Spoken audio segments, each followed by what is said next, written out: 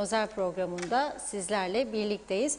Pandeminin gölgesinde ekonomik kriz, hayat pahalılığı derken bir haftayı daha geride bıraktık. Siyasi gündemi konuşacağız, eylemleri konuşacağız. Turizm Emekçileri Platformu'nun eylemi vardı bugün. Yaklaşık 20 bini bulan turizm çalışanları ile ilgili açıklama yaptılar. Hepsini konuşacağız ama bugün öyle bir olay yaşandı ki adayı derinden etkiledi. Geçitkale'deki aile faciası. Konuyla ilgili Profesör Doktor Mehmet Çakıcı bizlerle birlikte olacak, değerlendirmelerde bulunacak. Hepsi ve daha fazlasıyla hiç vakit kaybetmeden haftanın son programına sizlerle birlikte başlıyoruz. Evet Sayın Akar, merhabalar. Merhabalar Funda Hanım. Herkese hayırlı günler diliyoruz. Hayırlı cumalar olsun. Ve tabii bugün gerçekten yeni yılın en üzücü olayı, yılın hatta ilk haftası diyelim, ilk 8 gününde meydana gelen çok üzücü, Kıbrıs'ta ender görülen vakalardan birisini yaşadık. Sabah erken saatlerde bu haberi aldığımızda gerçekten şok olduk, çok üzüldük. Hayatını kaybedenlere Allah'tan rahmet diliyoruz. İnşallah polis bu işi tam olarak aydınlatır ama ortada bir ilk belirlemelere göre ortaya çıkan durum bir aile faciasını bizlere gösteriyor.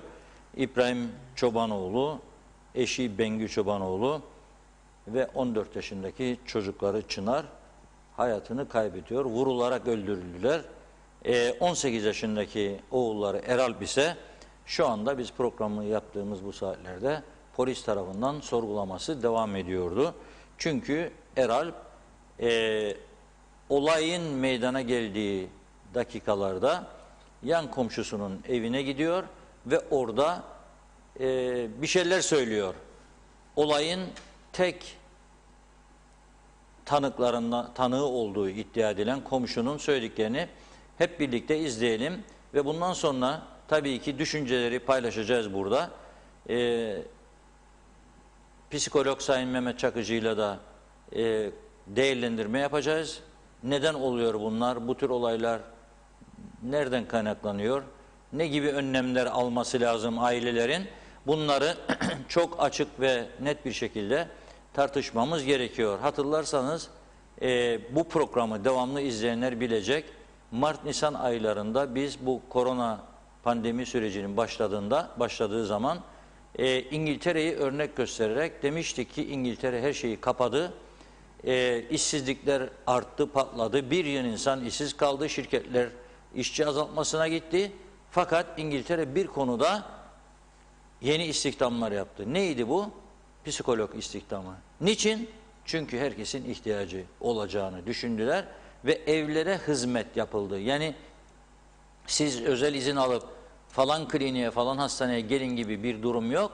Tam tersi özel görevli psikiyatristler ev ev, adres adres gezerek ihtiyaçlı olanlara yardımcı olmaya çalıştılar. Çünkü bu tür krizlerin en önemli yanı insan psikolojisini etkilemesidir.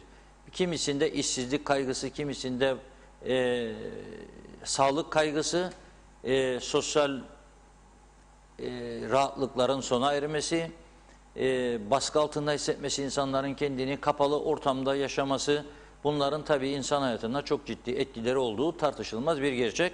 Bunları da Sayın Mehmet Çakıcı'yla konuşacağız ama bu acı olayın görgü tanığı, bir hemen komşu, olayı sıcağı sıcağına öğrenen insanın açıklamasını birlikte izleyelim. Diyalog muhabirine konuşan görgü tanığı İbrahim Gamar ise trajik olayı şöyle anlattı. Saat 3 civarlarında 3 bir şeydi herhalde, büyük oğlu gelip bizim bu gördüğünüz evin komşu olduğumuz için gelip bizim camları yumrukladı şiddetli bir şekilde. Ne oluyor diye hemen koşarak çıktık uykudan, sabahın 3'ü. Ne oluyor diye çıktık, amca yardım edin, beni kurtarın, Çınar'daki silah çekti, bana ateş etti dedi. Yardım edin, beni içeri alın dedi, beni vuracak dedi, aldık çocuğu içeriye. Ama ben bu arada koştum, kardeşime bakın dedi, bir şey olmasın dedi, koştum ben eve içeriye. İçeriye girdiğimde büyük bir ev olmadığı için karşıda yatak odalarının kapısı açıktı. Anne babayı yatakta yattığını gördüm. Anladım çocuğun bir şey yaptığını. Uzanıp baktım, çocuğun da yatak odası hemen girişte. Çocuk iki büklüm vaziyette, başı yerde sokulu oturuyordu yatakta. Hemen aradım 112'yi, aradım Geçitkale polis karakolunu. Ambulans geldi. Ambulans geldiği zaman onlarla beraber ben de girdim içeriye. Hatta şoför yardım istedi bizden çocuğu. Çünkü çocuğa bakın dedim. Çünkü çocuk herhalde yaptığından pişmanlık duyar gibisinde. Tahmin etmedim bunu ben. Girdiğimiz zaman içeriye ambulans şoförüyle çocuk yere düşmüştü artık.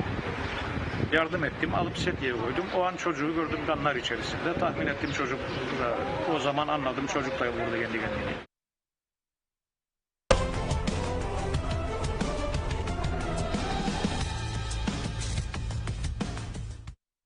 Evet, Allah sevenlerine sabır versin. Gerçekten tüyleri diken diken eden bir olay. Evet, Geçitkale halkına da, ailesine, bütün yakınlarına buradan başsağlığı diliyoruz. Tabii bir konuda da herhalde Sayın Çakıcı ile az sonra konuşurken o da uyaracak. Sosyal medyada bu konuyu yorumlarken çok dikkatli olmamız gerekiyor. Çünkü geride bir ailenin ferdi kaldı. Onu suçlu mu değil mi onu ima etmeden hangisi suçludur, hangisi değildir?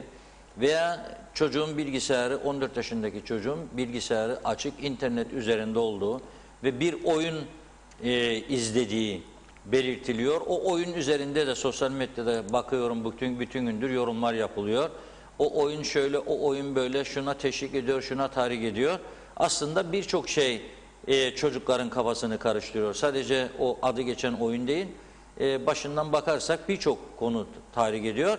Hatta daha da ilerisine gidelim, birçok Türk dizileri tahrik ediyor. Onu da konuştuk geçmişte burada. Yani silahlı, intikam almalı çok sayıda dizi vardır ve bayla da izliyoruz dizileri. Ben izlemem de izleyen çok insan vardır.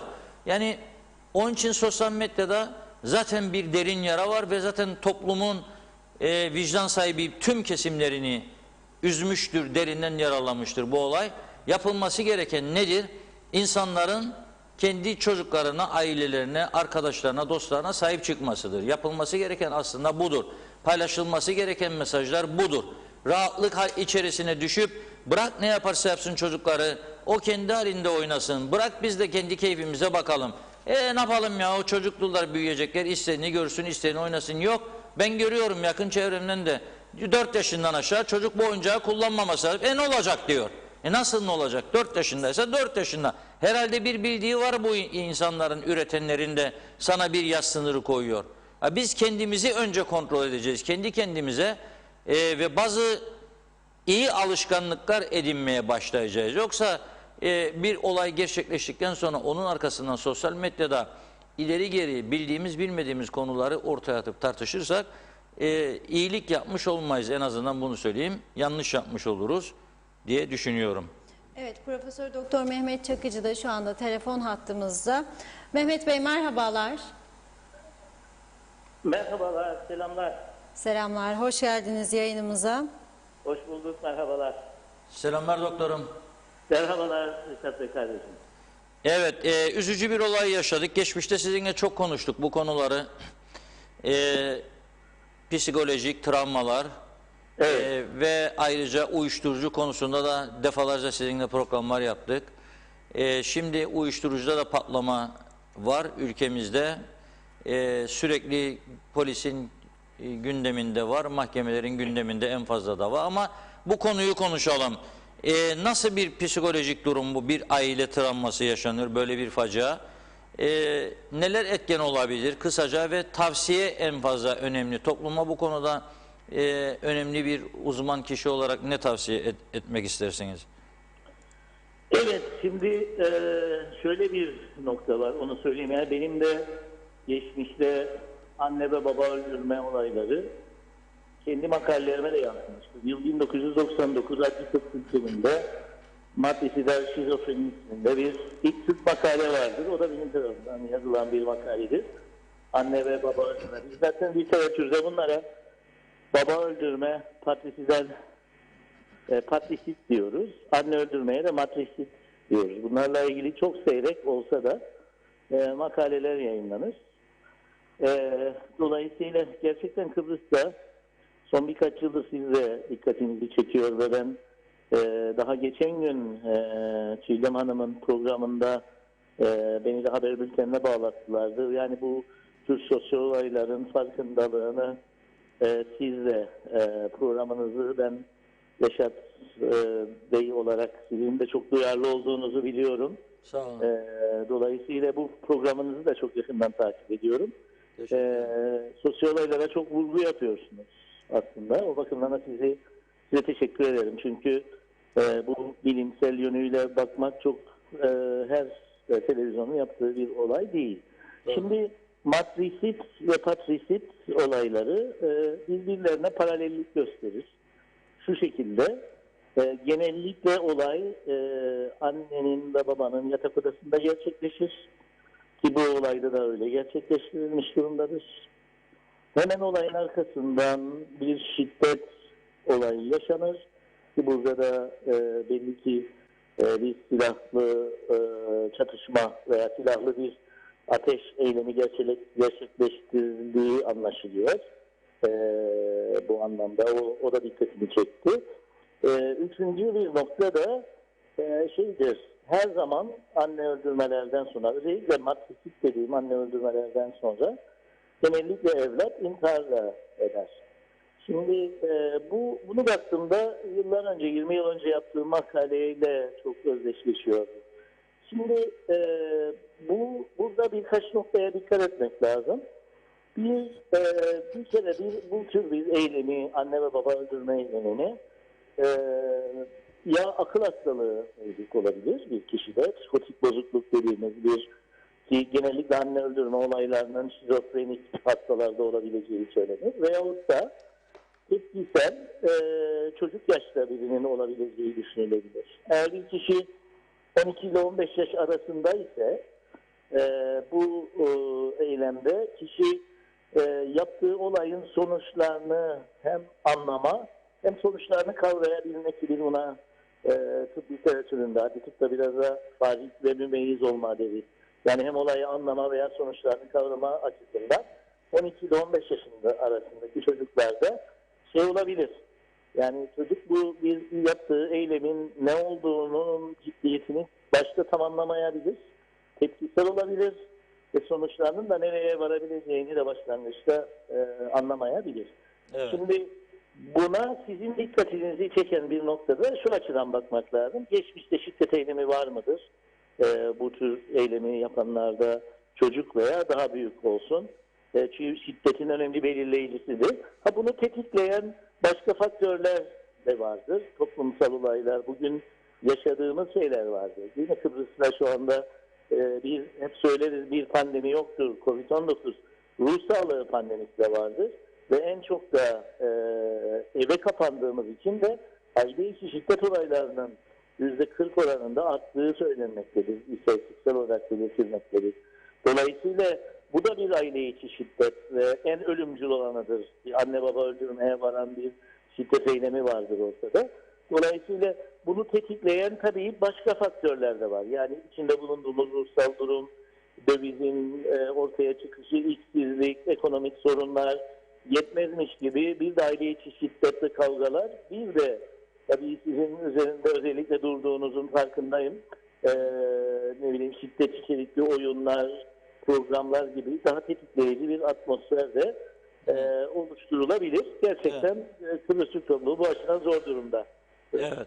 Doktorum şunu sormak istiyorum. Bizim ülkemizde hangi yayınlar zararlıdır? Mesela televizyonlarda da açık açık konuşmak lazım. Dizilerdir, şunlardır, hangi diziler veyahut da internet oyunlarında hangileri zararlıdır? Bunları ortaya çıkaracak ve bu konuda halkı aydınlatacak, eğitecek bir mekanizma var mıdır Kuzey Kıbrıs'ta? Yani ben bununla ilgili ciddi bir mekanizma olduğunu düşünmüyorum. Yani şiddet özellikle Kıbrıs'ta incelenmiş ve dikkate alınmış değil. Biz gördüğüm kadarıyla şiddet içerikli oyunlardır, filmlerdir. Dikkatimi çekiyor. Bunu da özellikle söylemek istiyorum. Özellikle ortaya çıkan dizilere de çok dikkat çekiyoruz. Hep şiddet içerikli, örnek alan filmler, silahlar bol, çatışma bol dizilerde ve örneklendirilebileceği gençlerin kişilikler de genellikle silahlı, kabadayı ve sertlik, cesurlukla öne çıkan simgeler oluyor.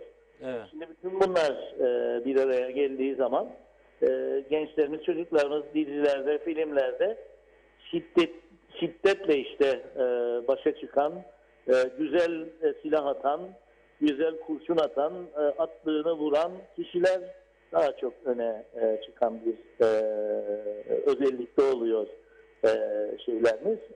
Bir örnek alınan kişiler de kabadayı kişiler örnek alınıyor. İşte mafyayla başa çıkan, mafyayı yenen diziler, kimlikler öne çıkıyor. Savaş kültürü, çatışma kültürü biraz öne çıkıyor. Öne çıkan.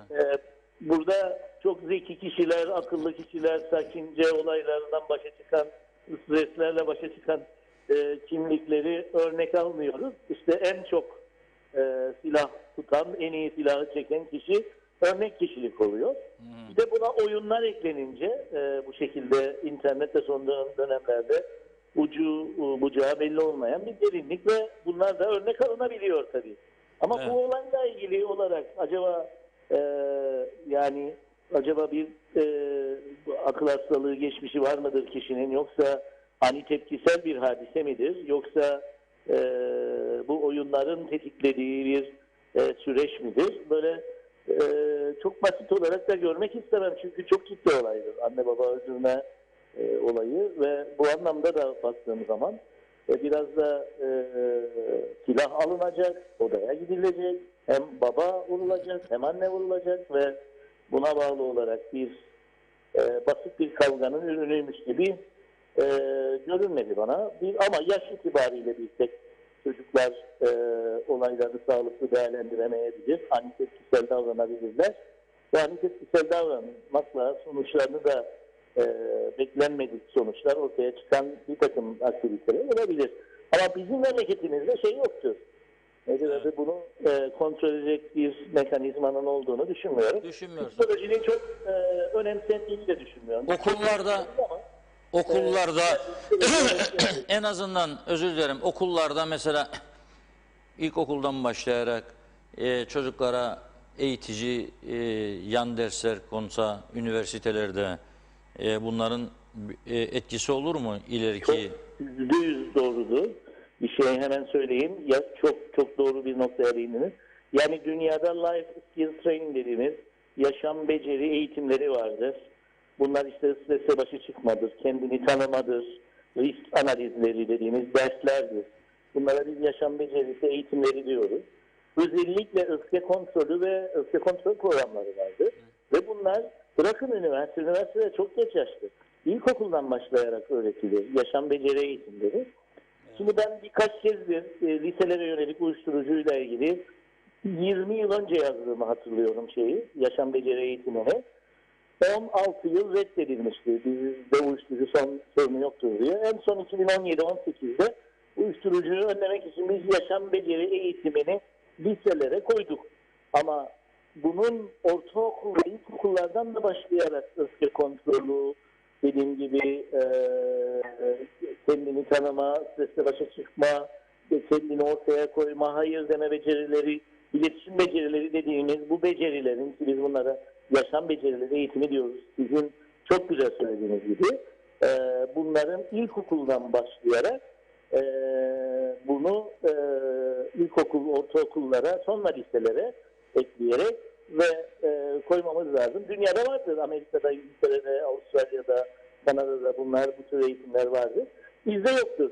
Yani şimdi ben size komik bir şey söyleyerek söyleyeyim. Şimdi Evet. kendi meclis başkanlığı bile günlerce çözemeyen bir meclisten çıkacak bir siyasetçi ve gidecek üniversitede diyecek ki bana lütfen ilkokullara, ortaokullara çok şiddet vardır bu ülkemizde.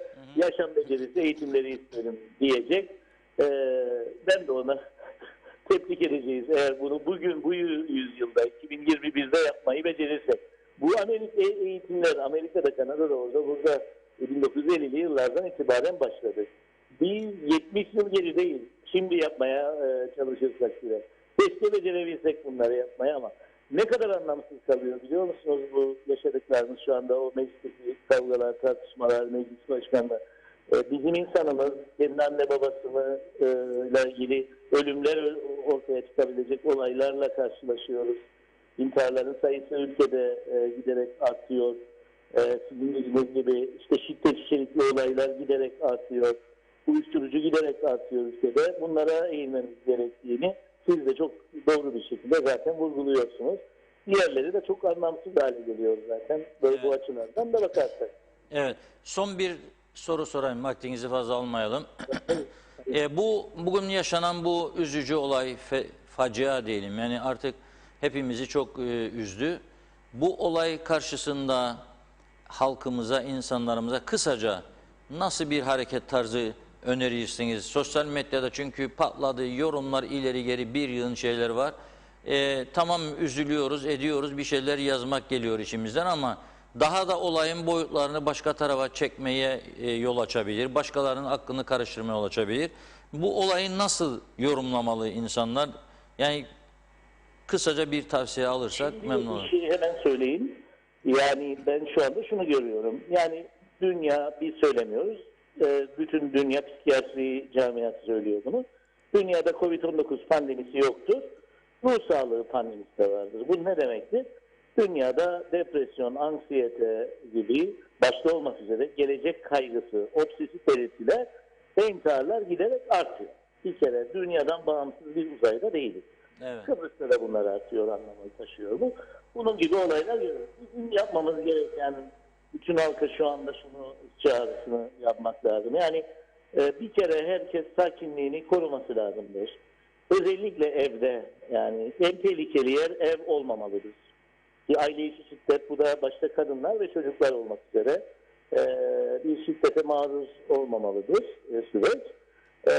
Ve belli ki evde de olayları sakin karşılamaya ve aktiviteler bulmaya ihtiyacımız var. Yani yeni bir normal dediğimiz aslında deşarj olamayan, yani spor yapamayan, spor karşılaşmaları durdu, tiyatrolar, sinemalar, etkinlikler durdu. O yüzden her gün kendi kendimize kalkıp bugün sakin olmalıyız, şiddet içerikli şeyler izlememeliyiz, sevdiklerimize güzel davranmalıyız, arkadaşlarımızla, dostlarımızla daha hoşgörülü olmalıyız. Ve devlete de düşen görev var. Yani halka bu şekilde konuşmak da yetmez. Devletin yaşam beceri eğitim programlarını daha yaygın hale getirmesi, psikolojik danışmanlık merkezlerini artırması ve toplumun yarar sağlayacağı psikolojik danışmanlık merkezlerinin daha yaygınlaşması gerekir. Devletin de üstüne düşen bir görev vardır. Çocuklarını, halkını eğitmekle ilgili ama öncelikle bizim galiba evde hobiler, daha çok hobiler, daha çok etkinlikler, kendi kendimizde evde kalırken de kitaptır, sinemadır, televizyondur, bizi güldüren dostlar, arkadaşlardır ve en mühimi kendimize sakin olmak ve sevdiklerimize daha hoşgörülü olmak gibi bir noktada birbirimize telkini artırmamız lazımdır. Çünkü bu özel bir dönemdir. Ve bu dönem belli ki stres altında olan insanımızı daha çok patlar hale getiren bir dönemdir. Yani altyapısı stres ve kaygı, anksiyete bu Covid-19'un da getirdiği nedenle daha da çok artmış durumdadır. Bunu biraz daha sakinleştirmeyi kendi evimizde becerebilmemiz, sevdiklerimize daha koruyucu, kollayıcı ve hoşgörülü davranmamız gerektiği düşüncesindeyim. O yüzden insanlara hep beraber bu telkini yapmak ve figür olarak da, örnek olarak da mafyaları yenen, ellerinde silah taşıyan insanları değil, ellerinde daha çok kalemi olan, düşünceler üreten gençler yetiştirmek sanki daha doğru gibi görünüyor bu aşamada şu anda diye düşünüyorum. Sizi bulduk, kolay bırakmamamız gerekir ama çok gündem yüklü. Ben başka sormayacağım, yoksa bu korona ile bağlantılı çok soru sormam lazım. Bir başka programda yine sizi rahatsız ederiz inşallah. Bu korona değişkenlik, tatminsizlik, memnuniyetsizlik bir yığın sorun yaratıyor değil mi? Tabii. Şimdi korona Sadece dediğimiz yani konuda da- mesela moralim bozuldu da hasta oldum falan filan değil, insanlar devamlı farklı şeylerle uğraşmaya yönelebiliyor mu? Tabii şimdi siz başka bir şey söyleyin. Yani yalnızca intihar değil ki bu. Uyuşturucu kullanımı artıyor. Cinsel Uyuşturucu da, sapıklıklar artıyor.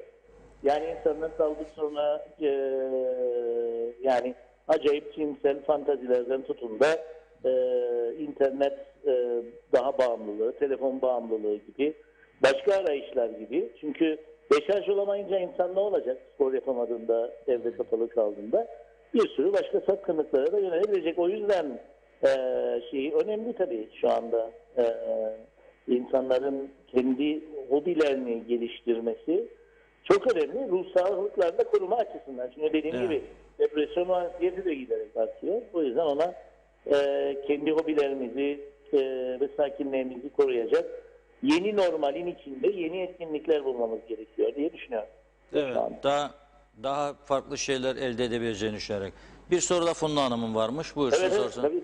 Bir soru da Funda Hanım. Evet Mehmet Bey, şimdi yorumlarda da görüyoruz, sosyal medyada da en çok sorulan sorulardan bir tanesi evde silah bulundurulmasıyla ilgiliydi. Hayatını kaybeden babanın emekli olduğu ve o evde neden silah olduğu konuşuldu. Ben genel anlamda evlerde bu tarz silahlanmayla ilgili yorumunuzu merak ediyorum.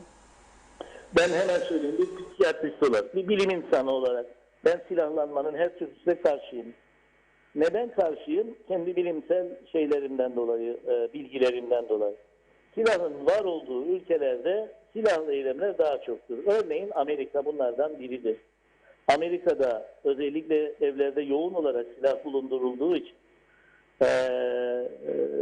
silahlı okul baskınları da daha çok oluyor bize göre. Dolayısıyla mesela bu en son meclis baskınında bakın bir sürü silahlarla kendi meclislerine, Amerikan meclisine basan bir kitle çıkıyor ortaya. Orada da tartışılıyor bu.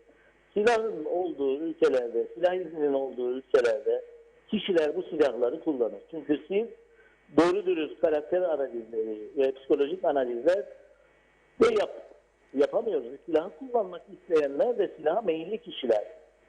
Silaha meyilli kişiler daha çok silahı demek ki sorununu çözemeyince, problemini çözemediğinde koltuğunun altında olan, yatağının altında olan silahları olayları çözebiliyor. Dolayısıyla daha kolay silaha davranabiliyor. Yani bu uçlu doğru değildir. İşte evde silah var da ben kontrollüyüm de ben bunu az kullanırım da tedbirim de çoktur da falan dese bile bakın bir gün çocuğun biri alabiliyor ve bütün aileyi katledebiliyor. O yüzden bu evde silahtır, tehlikeli olabilecek, hele çocukların olduğu evlerde bunların bulunması çok büyük yanlıştır, hatalıdır. O bakımdan silah çok bulundurmak da böyle bu tür sonuçlara vardıracak sonuçlar doğurabiliyor.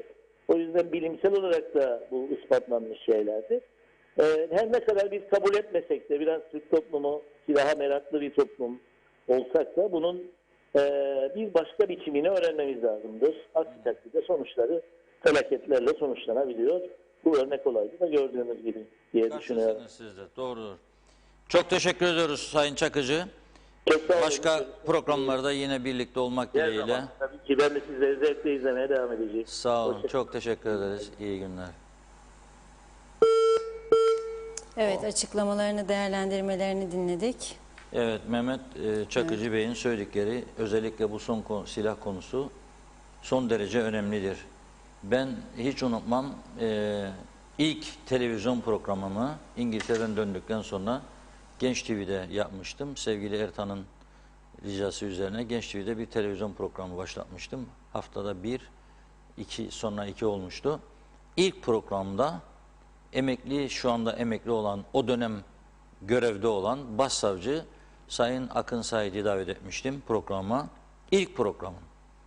Ve silah ruhsatları, tabanca ruhsatları özellikle üzerine konuşmuştuk. Ve başsavcı defalarca dönemin başbakanına, cumhurbaşkanına yazı gönderdiğini ve silah ruhsatı verilmesinin durdurulması gerektiğini ve gün gele bunların çok ciddi sorunlara, felaketlere yol açacağını yazıp uyardığı halde kesinlikle bu uygulamadan vazgeçmemişlerdi. Çünkü arazi dağıtımları büyük ölçüde bittikten sonra seçim yaklaştığı zamanlarda rüşvet olarak yapabilecekleri silah izinleriydi. Bazıları dedi ya bakanım ver bize de bir silah izinci alalım, bir tabanca da biz ne olur ne olmaz koylum bulunsun arabada ya da evde yaptılar ve ben o dönem hiç unutmam bir milletvekilimizi de canlı telefon bağlantısıyla bağladığımızda telefona dedi ki bize ruhsatlı tabancalardan, silahlardan daha fazla ruhsatsız silah var bu ülkede dedi ve ben dedi destekliyorum, olması lazım dedi milletvekili. Sonra o milletvekilinin bağlı olduğu partinin başkanı ben bu ısrarı sürdürünce yayınları daha sonra hem televizyon hem gazetelerde köşe yazılarımda bu defa bir açıklama yaptı ve dedi ki bana bir tane olay gösterin izinli silahla işlenmiş bir cinayet dedi. 2-3 ay gibi bir zaman sonra en yakın arkadaşını vurdular Gazi Mauso'da. En yakın can ciğer arkadaşını vurdular ruhsatlı tabancayla. Ne verdin sen bu adama bu tabancayı? Kimdir? Banka sahibi midir? Da para taşırken çantasında saldıracaklar da korusun kendini diye. Kimdir? Çok büyük bir insan mıdır etkileyecek ülkeyi bir şey olduğu zaman? Yok öyle bir şey. Ama vere patlattılar. Herkes de bugün çok sayıda insanda silah vardır. Ve biraz da tartışmalar ileri gitti mi gösteririm sana gününü diyenler de çok artmıştır. Yahut da ben sana falanı yollarım ama görün sen de. Yahut da ben bu işi başka türlü çözerim. Yani beni sen beyinle ikna edemediysen sözle başka türlü çözerim. Nasıl çözerim? Silahla, zorbalıkla, dövdürerek ederek. Ama unutulmasın ki bak bir dayak olayının sonucu birini dövdürme 2 yıl hapislikle çıkabiliyor. Yani çok şükür yargı daha şu anda diğer kurumlarımız gibi bozulmuş değildir. Ona da şükretmek lazım. Ve bu olayı da bu şekilde kapatalım bugün. Çünkü çok konuşacak konumuz var. Tekrar bu Çobanoğlu ailesine, geride kalanlara başsağlığı diliyoruz. Polisin de bu konuyu kısa sürede aydınlatacağını umuyoruz. Çünkü birçok soruşturma yaptığını öğrendik. Telefon kayıtları inceleniyor. Bilgisayar kayıtları, yazışmalar inceleniyor. Ortaya çıkaracağına inanıyorum. Evet, dilerseniz biraz izleyicilerimizin yorumlarını aktarayım. Ondan sonra sözü tekrar size vereyim Reşat Bey. Metin Maraş Ali, hoş vakitler, kolay gelsin, iyi yayınlar dilerim demiş. Gürkan Bengü Giritli de iyi yayınlar diliyor. Necdet Mavi Gözlü, hayırlı akşamlar, iyi yayınlar Funda Hanım, Reşat Bey. Geçitkale'de hayatlarını kaybeden aileye Allah'tan rahmet, yaslı ailelerine başsağlığı diliyorum demiş. Şenay Sami, hayırlı akşamlar Funda Hanım, Reşat Bey. İyi yayınlar, severek takip ediyorsunuz. Funda Hanım çok tatlısınız, teşekkür ediyorum. Sayar Eker, ada halkında psikolojik bir çöküş var diyor. Mehmet İnancı, hoş vakitler değerli dostlarım, hayırlı yayınlar dilerim. Halkın her zaman yanında olan Sayın Reşat Akar ve TV 2020 çalışanlarına sağlıklı günler dilerim demiş.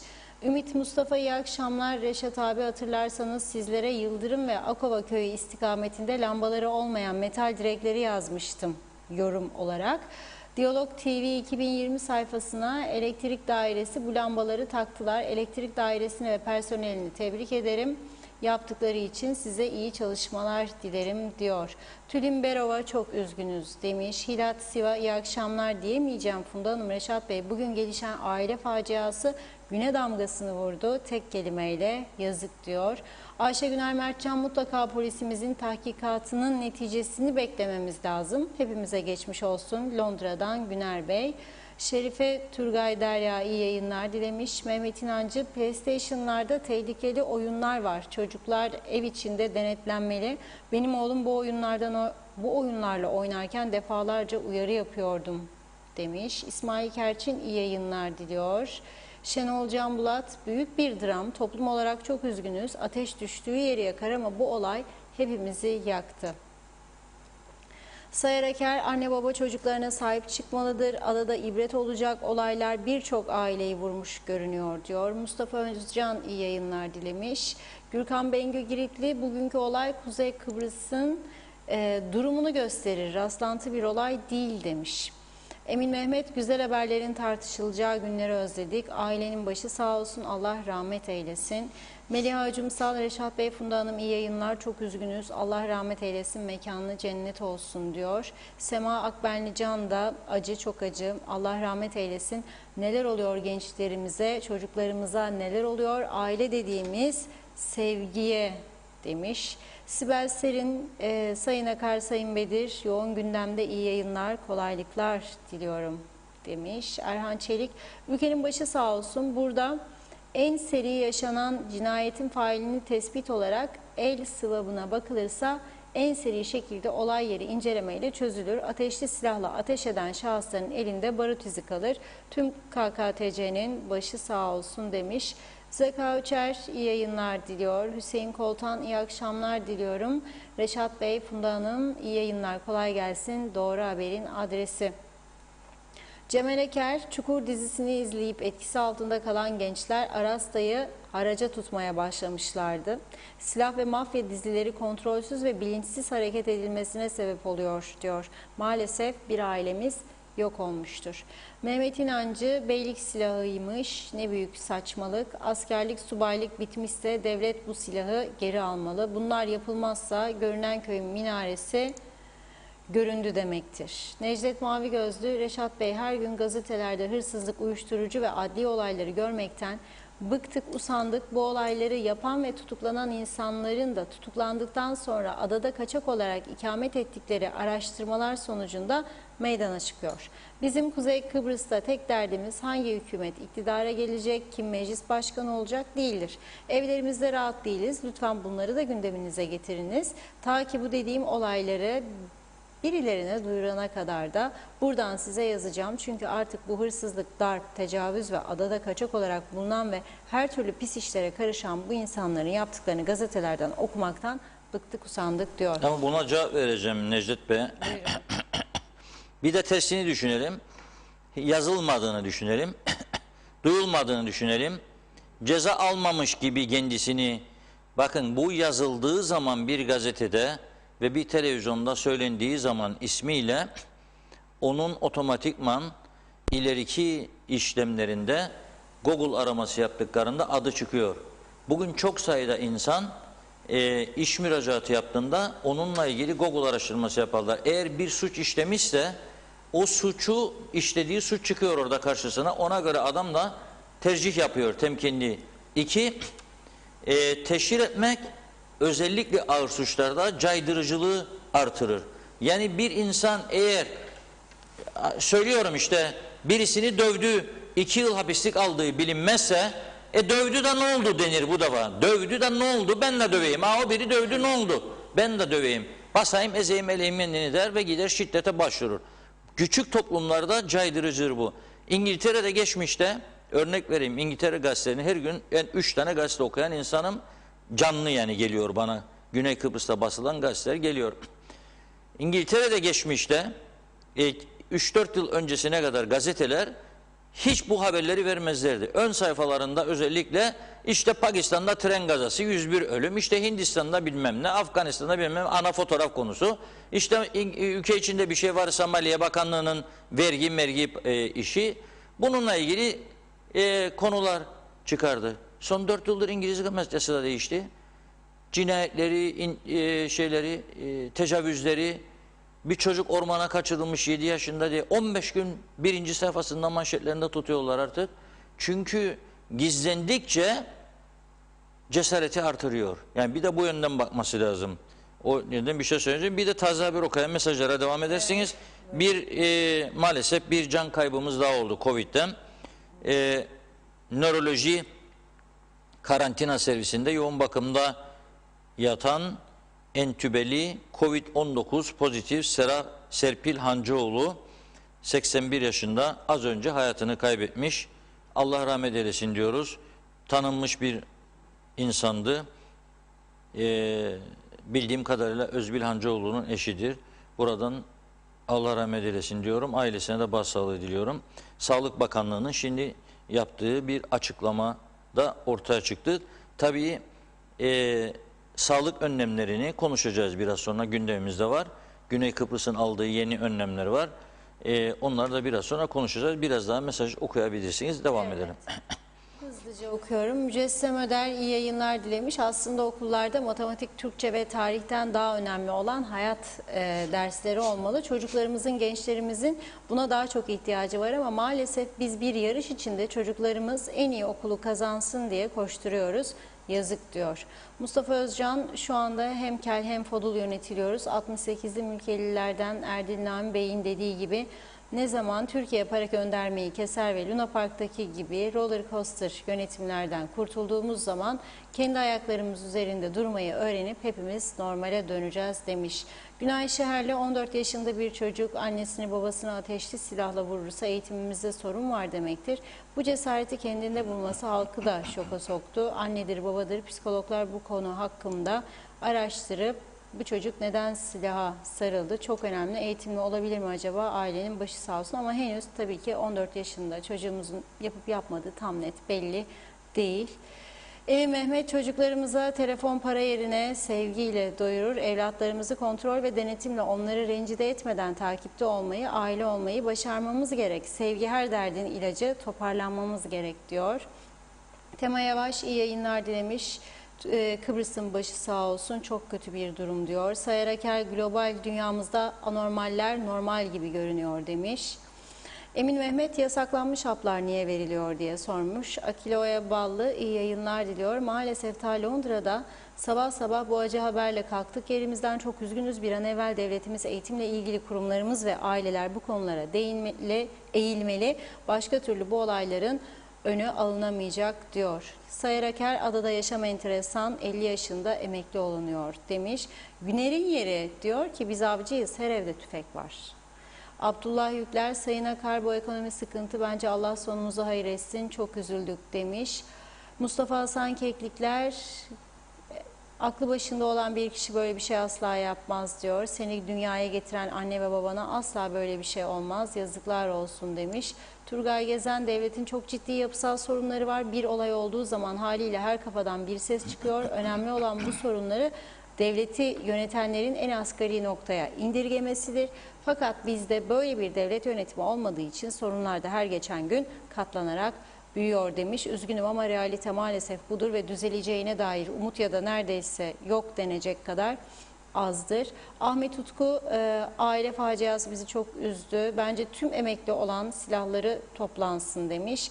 Enver Taşer iyi akşamlar diliyor. Üzücü ve korkunç ölüm için çok üzgünüm. Allah rahmet eylesin geride kalanlara Allah uzun ömürler versin. Bu korkunç olay neden oldu bilmiyorum ama Reşat Bey lütfen buradan yetkili kişilere seslenir misiniz? Bu internet kafelerin kapatılması lazım. Mavi Balina diye bir oyun var. Çocuklar da bağımlılık yapmış. Ben kendi çocuklarımdan 17-20 yaşlarında 2 oğlum var. Bu oyunları oynamak için cebindeki harçlığını kafelere gidip gece geç saatlere kadar oynuyorlar ve ben babaları olarak önüne bir türlü geçemiyorum. Teşekkürler demiş. Kolay gelsin. İsmet Ezel de tüm silah ruhsatları tekrar gözden geçirilsin diyor. Mustafa Hasan Keklikler silahı olsa da çelik kasası olmalı ve polis o kasayı gidip görecek ve o zaman ruhsat verecek demiş. Necdet Mavi Gözlü de diyor ki demin size yazdığım konuyu ispatlayan olaylar şimdi işte sizin kanalın altyazısı olarak geçiyor. Soygun ve darp olaylarından tutuklanan 2 kişi adada kaçak oldukları meydana çıkmış, bunlara dur demek gerekiyor demiş. Mehmet İnancı da Reşat Bey silah ruhsatları iptal edilmeli diyor. Mesajlara devam edeceğim ama sözü size bırakıyorum Reşat Bey. Buyurun. Evet, bu üzücü olayı tabii konuşacağız daha. Bugün akşam saatlerinde belki polisten belki yeni bir açıklama gelebilir. Evet. Polis belki yarın mahkemeye taşıyabilir konuyu. Bunu göreceğiz ama sakin olmakta fayda var. Sağduyu değerlendirmek lazım, beklemek lazım ve herkesin de bu olaydan ibret alıp ailesine, çocuklarına, arkadaşlarına, dostlarına farklı bir yaklaşım içine girmesi lazım. Yani farklı dediğim iyi yönde varsa eksikler bunları toparlaması lazım diye düşünüyorum. İyi yönde bizi teşvik etsin. Yanlışlarımızı öpmesin. Biraz önce işte bir izleyicimizin çocuklarının gidip internet kafelerde oyun oynamasından bir baba dert yanıyor. Ne yapacağım ben onlara diyor, nasıl engelleyemiyorum diyor. İşte okullar niçin vardır? Eğitim adı üstüne. Eğitimdir adı. Biz bu eğitimi liselerde, üniversitelerde doğru dürüst yapıyor muyuz acaba? Yoksa eğitim artık bir para kazanma ve zenginleşme aracı mı oldu son yıllarda? Bunu gözden geçirmemiz lazım. Bunu ama bugünkü siyasi yapı imkan ve imkansız yapamaz. Yapamazlar. Yani mümkün değil. Olmayan bir şeye olmuş gibi gidip destek veriyorlar. Hayali şeylere destek veriyorlar. Sonra soruyorum ben mesela, diyorum siz inandınız mı buna diyorum. Yok. Ne işin vardı derim. Bana der ne yapalım? Ne yapalım? Ne demek ne yapasın? O zaman zil takıp oynaman lazım. Çık git sarayın önünde zil takıp oyna. O da politikacılıktır. O da siyasette olabilecek bir şeydir. Ya artık doğruları görelim. Olmaz yani sahte üzerine kurduğumuz bir yol çizdik kendimize. Yol tamam değil, temeli yok, bir şey yok. Yürüdükçe çöküyor yol, yürüdükçe çöküyor. Bu yolun üstüne ne kadar yürüyecek daha? Gidecek bir yol yok. Ama bakıyorum, çok üzgünüm. Gene gündem. 3 gündür meclis başkanlığı için toplantı üstüne daha doğrusu bugün 5. Salı günü oyladılar. Salı, çarşamba, perşembe 4 gündür tamamen meclis başkanı, başbakan, ana muhalefet lideri, Halkın Partisi'nden 1 veya 2 milletvekili bugün 3. gündür Meclis Danışma Kurulu toplantısına katılıyorlar. Olabilir mi, olamaz mı resmiyenin bir daha aday? Başsavcılığa sorulsun mu, sorulmasın mı? Sorulsun efendim dendi ilk gün. Çarşamba günü mektup gideceğiydi, gitmedi. Dün perşembe gideceğiydi, gitmedi. Dün denmiş ki yok ya yollamayın mektup da bir daha değerlendirelim. Mektup gitmedi, şimdi kendi kendine karar aldılar. Aldıkları kararı açıklıyorum buradan. Yani bu iki farklı olayın içindeki en güçlü kaynaktan aldığım bilgi. Bir, önümüzdeki hafta pazartesi günü Resmiye Hanım'ın adaylığı bir daha oylanacak. Eğer 26 red çıkarsa gene o zaman adaylık yarışı onun sona erecek. Partisi başka aday gösterecek. Eğer 26 red çıkmazsa, kendisi de 26 evet bulmazsa aynı gün oylama devam edecek. Devam sonuç alıncaya kadar. O da olmadı. 5. oylamada 23 red, 24 da evet çıkarsa alır meclis başkanına. Ama 26 red çıkarsa ilk oylamada o zaman adaylığı düşer. Ve bunun için Başbakanın, UBP Genel Başkanı'nın bütün milletvekilleriyle hem görüştü, Cumhurbaşkanı'nın da bazı milletvekilleriyle görüştü ve bazı milletvekillerinin halen ikna olmadığı, yani Resmiye Hanım'a oy verme konusunda iddiaları vardır ve bu iddialar güçlü, kuvvetli iddialardır. O zaman 26 gene çıkarsa önümüzdeki hafta ne olacak? Yani bu toplumun şimdi başka bir işi yok mu? Bir meclis başkanlığına kilitlendiği ülke, daha önce Cumhurbaşkanlığına geçirdik. Tam da korona sürecinde. Cumhurbaşkanlığı bitti. Bu defa yeni hükümetin oluşumuna kilitlendik. 2 ay hükümet kurulamadı bu ülkede. UBP kurultayına kilitlendik. Herkes şaşırmış vaziyette. Bu da bir psikolojik travmadır toplum üzerinde. Mesela adam bekler. Yeni bir bakan Erhan Bey mesela demiştir ki ona bağlı elektrik kurumu hazırlığına seni yönetim kurulu başkanı yapacağım Kıpteke. Adam bekler 3 haftadır hiçbir şey yok. Olduydu olacaktı. Ne zaman olacak? Ha bugün yarın, ha bugün yarın. Öteki bekler seni müsteşar yapacağım ve kalem müdürü yapacağım. Onda da bir sonuç yok. Yani bir de ailesi, çevreleri var. Onlara da söylüyorlar. Bir de Facebook paylaşımları var. Gördüm. Bazı insanlar seviyor bu işi galiba. Falan yerde çalışmaya başladı diye Facebook'ta paylaşım. Altına da yorumlar. Hayırlı uğurlu olsun, kutluyoruz, başarılar. Sen zaten bu işi başaracaktın da. Hangi ülkede var ya? Hangi ülkede var bu? Bana desinler ki İngiltere'de Maliye Bakanlığı'na bir bölüme sorumlu atandı. Bütçe sorumlusu. Hangi ülkede var paylaşsın Maliye Bakanlığı'nın logosuyla desin ki bütçe müdürü oldum. Bilmem ne 10 altına da 150 tane yorum. Hayırlısı olsun olmasın. En iyisi sensin, en bilmem başarılı sensin. Şudur budur. Sonra 6 ay sonra bir başkası atacak. Sonra bir 6 ay sonra gene başkası atacak. Başka işimiz yok mu ya bizim bu ülkede ama? Altımızdan ülke kaydı, farkında değilik bunun. İnsanlar perişan.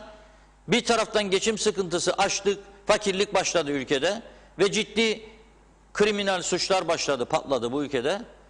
Uyuşturucu patladı bu ülkede. Yetiştiremiyor polis. Biliyor kaynaklarını aslında. Şimdi artık sadece Türkiye'den gelmiyor. Güneyden çok miktarda uyuşturucu geliyor. Çok uzak ülkelerden geliyor. Tarihinde görüldü mü ya bizim ülkede 26 kilo uyuşturucu gelsin Ercan'dan. Neden? O da oldu. Bunlar hiç bize bir işaret vermiyor mu bize? Yani 4 gün bu meclisteki 3 büyük parti oturup meclis başkanının kim olacağını öyle mi böyle mi tartışabiliyor da 3 gün kafa kafaya verseler bu 3 büyük parti bu ülkenin bu uyuşturucu belasına karşı en keskin önlemleri alıp yasayı geçiremezler meclisten. İddia ederim bugün otursunlar yarın bu iş komitesi bilmem nesi 3 gün 5 gün bitti bu iş. Niye yapmıyorlar? Ayrıca sağlık konusu. Tabii ama bu konuda meclis başkanlığını tamamlayayım. Bir başka iddia daha var. Ombudsman Emine Dizdarlı Hanım tabii bize resmi açıklaması gelmedi. Başka kaynaklardan geldi. Arkadaşlar doğru olduğuna beni ikna ettiler. Emine Hanım demiş ki Cumhuriyet Meclisi Başkanlığı konusunda 4 Ocak'ta gerçekleşen seçim anayasanın hükümlerine ve meclis iş tüzüğü kurallarına aykırıdır demiş. Yani 4'ünde de yapılmaması lazımdı bu diyor. Neden? Okuyorum.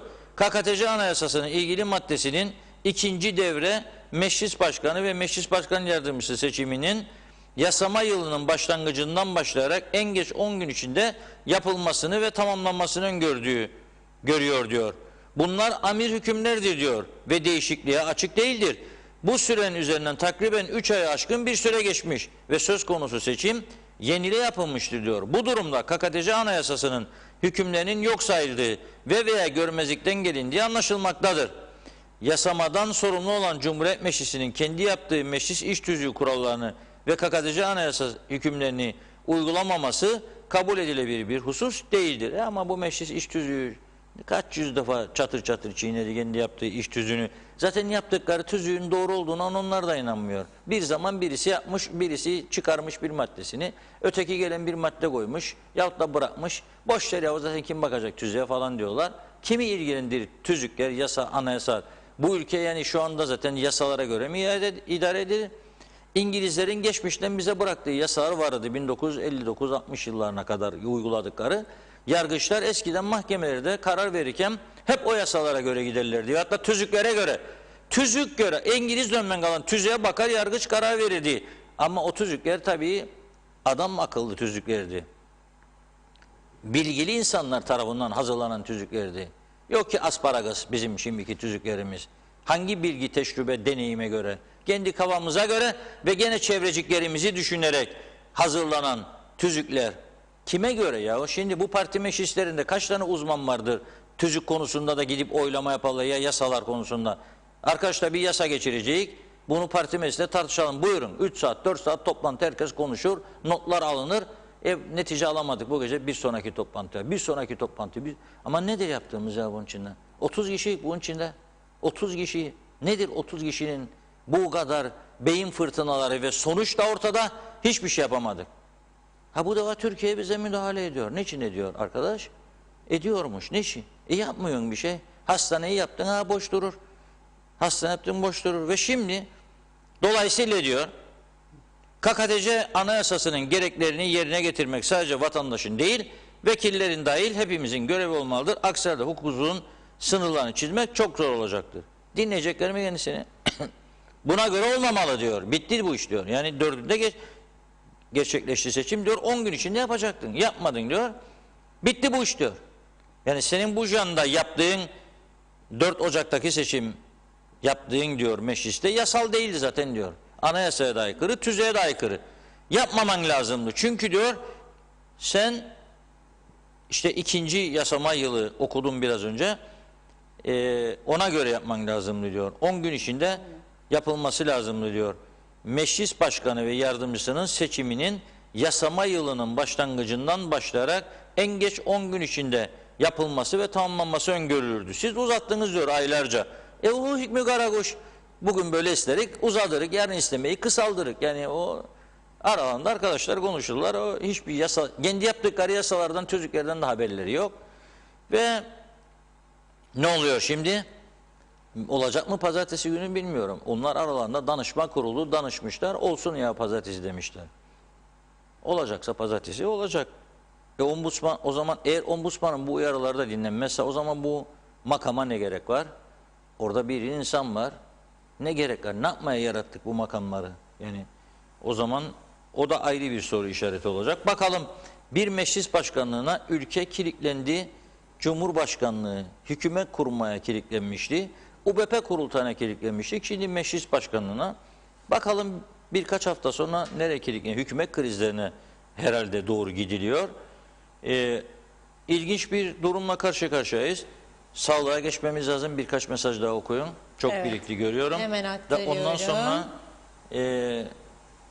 geçelim sağlık konusuna. Evet, Nazime Nalbant, iyi akşamlar. Funda Hanım, Reşat Bey, iyi yayınlar. Bugün olan aile faciasına çok üzüldüm. Ailesine başsağlığı dilerim. Bu silah evde olduğunda bir kasa içinde kilitli olması ve ruhsatlı olması lazımdı. Yazık oldu. Çok üzgünüm diyor Nazime Hanım. Yılcan Hacı Emin, iyi yayınlar dilemiş. Günay Şeherli. Bugün yine ülkede grevler vardı. Usandık, bıktık artık. Ya siyasilerde sorun var ya da bizde, ama önümüze bunları getiriyorlar. Yapacak bir şey yok. Halk da seçiyor. Devletse mecburdur. Devlet tüm halkını kucaklaması gerekir. Vatandaşın tümü devleti hem önünde hem arkasında hissetmeli ve ona göre kamuoyunda, özel sektörde de, hatta esnafı da bütçe ayırarak desteklemesi önemlidir demiş. Oturup bunu 80 defa değil 800 defa düşünmeli. Eşit bölüşme doğrusu diyor. Ertuğrul Kanık, iyi yayınlar diliyorum. Reşat Bey, Funda Hanım, ayın 10'unda kapanıyor muyuz yoksa olduğu gibi devam mı ediyoruz sizce diye sormuş. Böyle devam ediyoruz. Mustafa Hasan Keklikler, benim yeğenlerim de, onlar Allah rahmet eylesin, mekanları cennet olsun. Çok büyük acı, sözün bittiği yerdeyiz. Evet Mustafa Bey, Allah sabır versin, tekrar başınız sağ olsun. Serhan Ayşegül Şengül, iyi yayınlar dilemiş. Cengiz Saner, iyi yayınlar, kolay gelsin diyor. Fatoş Köroğlu, iyi yayınlar. Ülkemizin başı sağ olsun, Allah'tan rahmet, geride kalanlara sabır versin Allah. Aysel Çelikkol, iyi yayınlar dilemiş. Necdet Mavi Gözlü, Reşat Bey, ben gazetede yayınlanmalarına asla karşı değilim. Tabii yayınlansın. Belki yetkililer önlem alırlar. Bizim de istediğimiz o, ama televizyondan da gündeme getirdiğiniz zaman daha etkili olacağını sanırım. Yaptığınız yorum için de teşekkür ederim demiş Necdet Bey. Nazime Nalbant, iyi ki Reşat Bey sizler varsınız. Basında olmasa olmuyor. Çünkü bir işe bile girdiğinde sicili temizse işe alınır. Tabii ki gazeteler yazacak. İyi ki varsınız sevgilerimle diyor. Mehmet Akın, misafiri kazıklamanın adı siyasi zeka. İyi niyeti suistimal etmenin adı pratik zeka. Halkı sürekli kandırmanın adı kıvrak zeka olduğu bu ülkenin zekaya değil ahlaklı insanlara ihtiyacı var. Yok %90 eğitim seviyesi bu ülkenin değil mi Reşat Bey demiş. Nikos Bülent Antonio, iyi yayınlar dilerim. Bizi ay sonuna kadar kapattılar. Pazar sabah 5'te yürürlüğe girer. Saygılar diyor. Cenk Işık, öyle bir memlekette yaşarız ki askeri ücrete zam yapılmadan ehliyet, seyir sefer ve benzeri harçlara zam yapılması acımasızca buluyorum. Bu pandemi döneminde işsizlik had safhadayken, özel sektör çökmüşken devlet bu zammı yapmasa olmaz mıydı diye sormuş Cenk Bey. Erkan Erçika, yok olsun silahlar diyor. Mehmet İnancı, Metazori mecliste seçim, halkla alay ediyorlar. Zihniyet aynı, bu işe yaramazların demiş. Mehmet Akın, dua edelim halk meclisi basmasın Amerika'daki gibi. Neden mahkemeye ve Cumhurbaşkanı bir kişi atamaz diye soruyor. İnanç Yıldız, iyi yayınlar dilemiş. Üzücü silahlı olaylar yaşanmasın artık diyor. Nikos Bülent Antonio, dünya neyle çalar? Sizin seçilmiş neyle? Allah artık ya da bu halk bu işe el koysun demiş. Abdullah Yükler, yerinde analiz, helal size Sayın Akar, siyasi psikolojimiz de bozuk diyor. Mehmet George karşılığı, yine müşavirler çoğalacak yine demiş. Emin Mehmet, Ne anayasa bıraktık ne baba yasa, maskaralık aldı başını gidiyor. Nereye kadar? Biz her şeyi tükettik, koca bir yazıklar olsun, sil baştan demiş. Fevzi Ogelman, iyi yayınlar Reşat Bey, Funda Hanım. Hiç adam olmadık, olmayacağız da diyor. Sayar Aker, toplumumuz saf ve taklitçidir. Her duyduklarına inanırlar. Meclisten ses vermeyen vekiller laf kalabalığı TV'lerde beyin yürütüyorlar diyor. Evet. Ayşe Güner Mertcan, Reşat Bey, meclisimiz tavır ve hareketleriyle ilgili yaptığınız yorumlarla eminim birçok insanımızın hislerine tercüman oluyorsunuz. Sağ olun. Londra'dan Güner Bey. Ünsal Bayburg, meclis memleket için değil kendi menfaatleri için kurulmuş gibi gözüküyor diyor. İnanç Yıldız, meclis başkanı seçiminden sonra hükümet krizi çıkabilir demiş. Steve Griffin, Kuzey Kıbrıs'ta veya Orta Doğu'da gelecek yok. Amerika veya Avrupa'ya kaçın, hayatınızı kurtarın diyor. Galip Sekban, iyi yayınlar dilemiş. Mehmet Daman, aile toplumun temel taşıdır. Bugün yaşanan aile faciasıyla artık bir yapı taşımız eksik. Allah rahmet eylesin. Olayın tüm yönleriyle psikolojik, sosyal olarak da iyice araştırılması ve bir daha böyle derin acıların yaşanmaması için gerekli tedbirlerin alınması gerekiyor. Toplumsal dinamikler üzerine çok iyi bilimsel bir şekilde durulmalıdır demiş. Evet, Mehmet Ekşi iyi yayınlar dilemiş. Naci Süleyman, iyi yayınlar. Bizim ülkemizde bu gibi şeyler hiç olmazdı. Daha neler göreceğiz diyor. Doğan Falyalı, ya olduğu gibi görünmeli insan ya da göründüğü gibi olmalı. Kıbrıslı'nın yaşadığı en mutlu yıllar hangi yıllardır acaba demiş. Gürkan Bengü Giritli'de bu halkın uyanma zamanı geldi diyor ve tüm mesajları sizlere aktardık. Buyurun Reşat Bey, sizde Evet, bir mesaj daha var. Londra'dan diyor, morglar doldu diyor bir arkadaşımız maalesef. Çok üzücü bir haber. Morglar Son doldu. 2 haftada 37 Kıbrıslı Türk Covid-19'dan hayatını kaybetmiş. Acımız büyüktür diyor. Allah rahmet eylesin diyoruz. Çok acı bir haber. İngiltere maalesef son günlerde çok kötü. Sağlık konusuna geçeceğiz. Bir de turizmcilerin eylemi vardı. Onu da konuşmamız lazım. Evet. Sevindirici bir haber. Burada her gün konuştuk. Çok şükür. Bazıları der ki konuşursunuz da dinlemezler falan. Yok, öyle değil.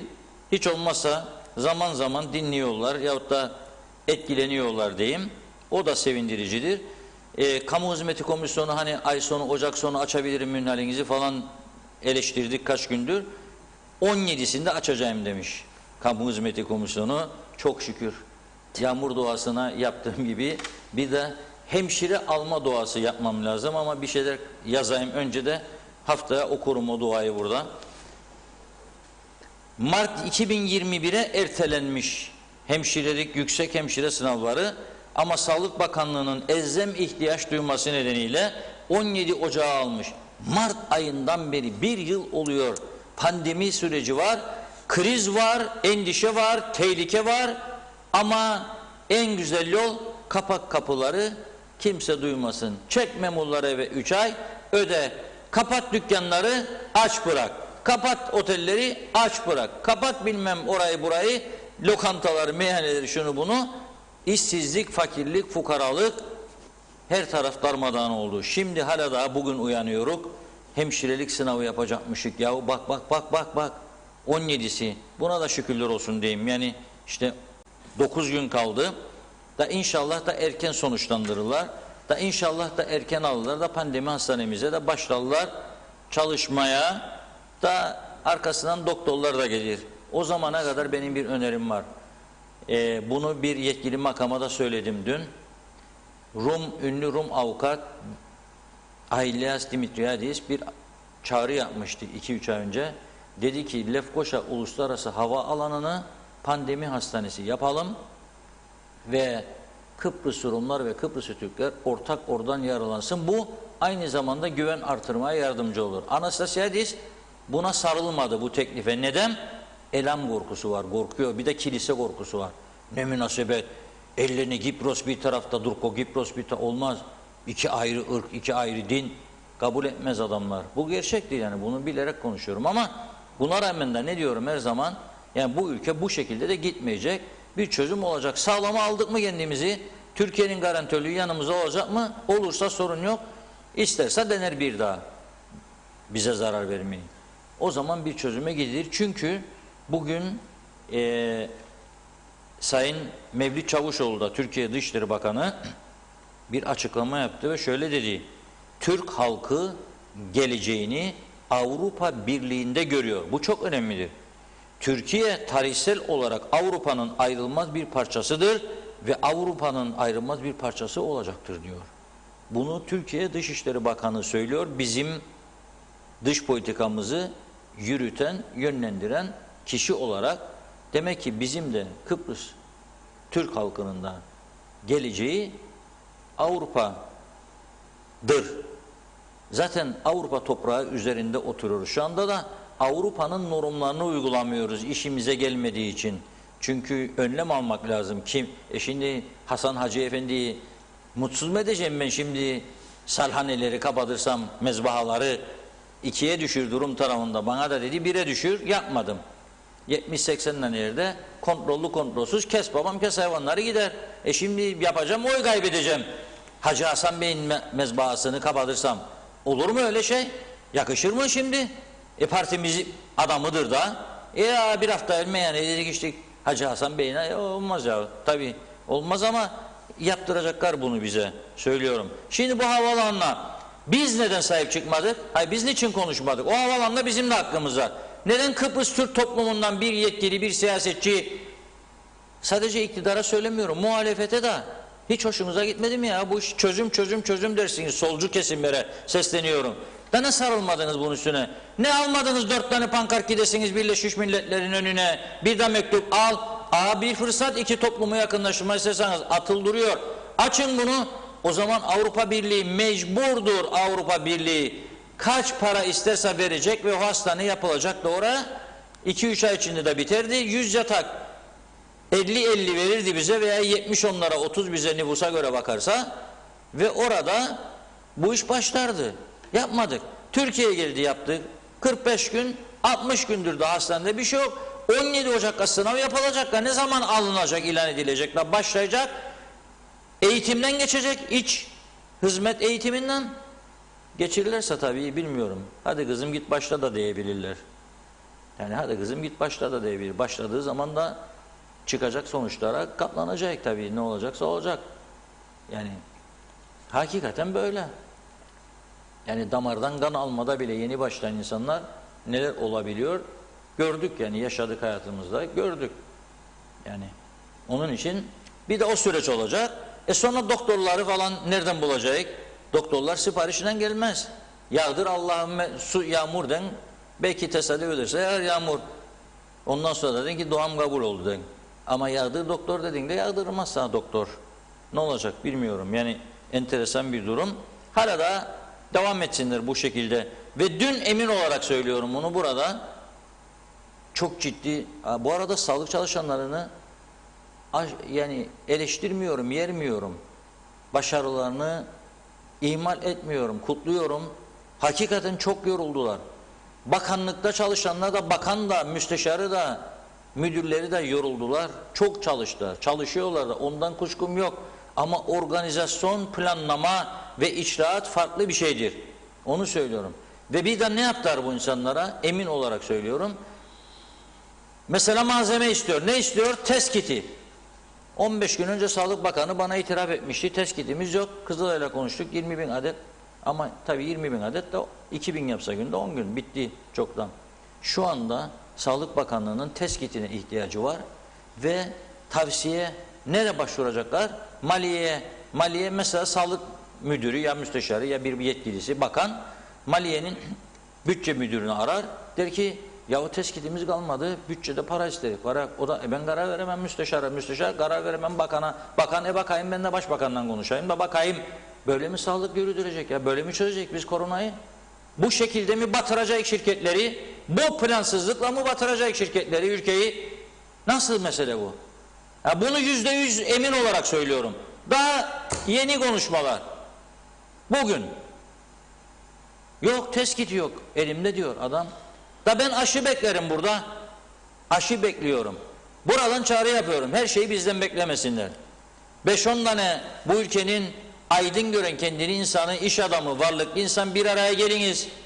Sağlık Bakanı'na davet ediniz, gelmezse siz gidiniz, açın kapıyı, giriniz odasına, toplantıya zorlayınız, alın bir karar, çıkarın devleti devreden. Devlet getirsin ama yani bütçe müdürüyle konuştum da o da müsteşar da bakan da başbakan da düşünsün de baksın. Çünkü bütçe meselesi ya yokluk da var, para da yoktur falan filan. 2 gün önce bana 1 milyar 150 milyon dağıttın diye övünürken şimdi test yapacak kitim yoktur derse bu ülke yok yazık. Milyarlık insanları yok ettiniz bu ülkede siz. Şimdi buradan bana binlerin 10 binlerin içinde yok ediyorsanız bizi kabul edilemez.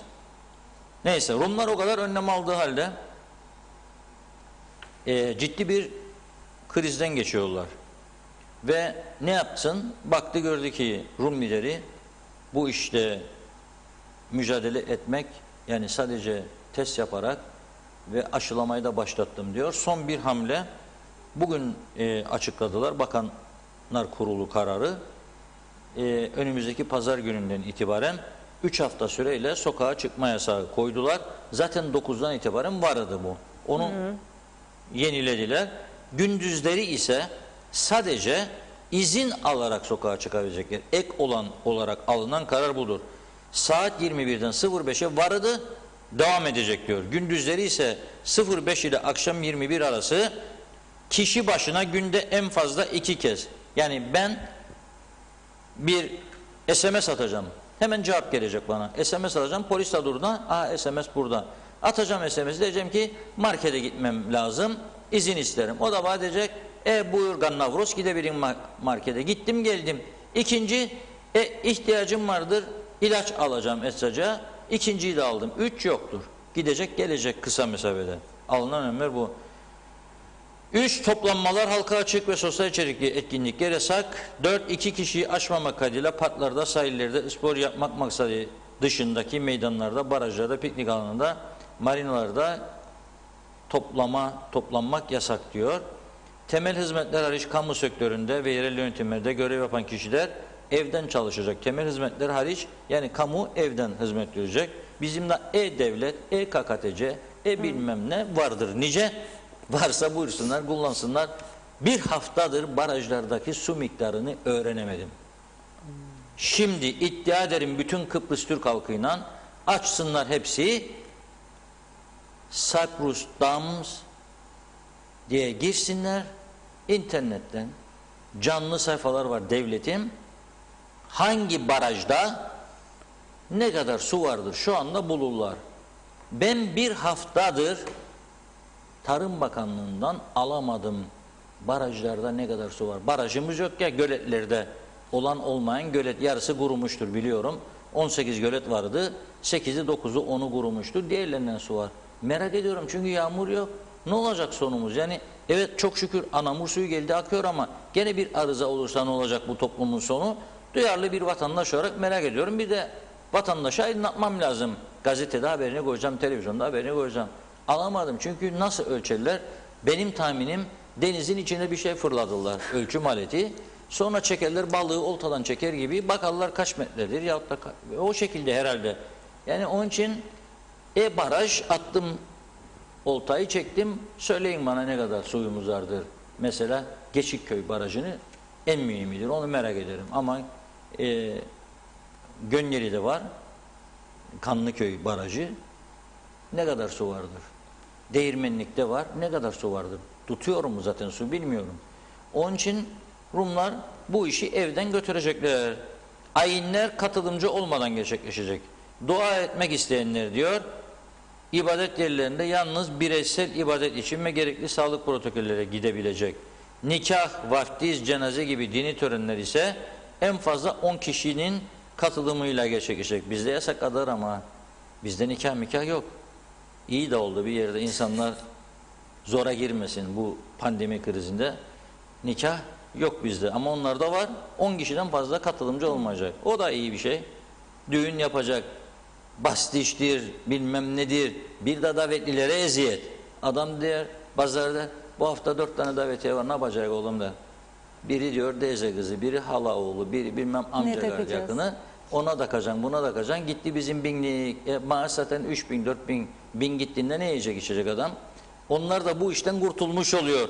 Yani koronanın faydalı yönleri de var, bunları düşünmek lazım. Öyle 300 kişilik 500 kişilik düğünler çatlasın, düşmanlar çatlasın derler pazarı. Sonra bütün adama verdiği bütün parayı, sonra kavgalar başlar. Bankalara borç, ne oldu? Kızı evlendirdik. Evlendi güle güle. Kız zaten 3 ay sonra boşandı ya 6 ay sonra. Gitti paracıklar da, bankalara borçlar da kaldı. Hadi bakayım koştur peşinde.